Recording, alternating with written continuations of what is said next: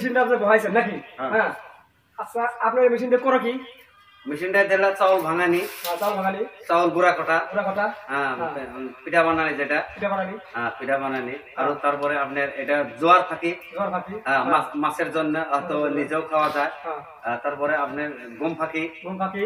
তারপরে এটা এটা হলো আপনার ধান ধান ভাঙানি। আচ্ছা এটা কয় নম্বর হলো এটা? এটা এটা এটা এটা হলো আপনার হ্যাঁ, 6 নম্বর হলা। 6 নম্বর হলো এটা।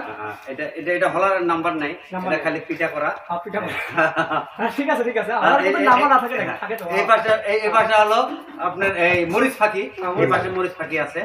তারপরে ধনিয়া ফাঁকি, হলদি ফাঁকি, আর আপনার বিভিন্ন জিনিস আপনার ফাঁকি করা যায়।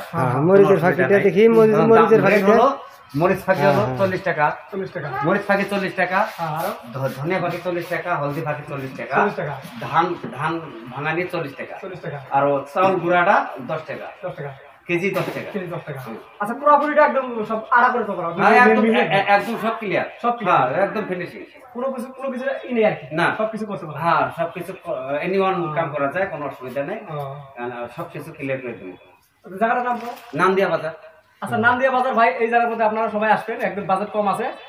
কোনো জায়গায় যদি 40 টাকা নেয়, এই জায়গায় 35 টাকা নেবে, মানে 5 টাকা কম আছে। 5 টাকা কম দিয়ে দিব।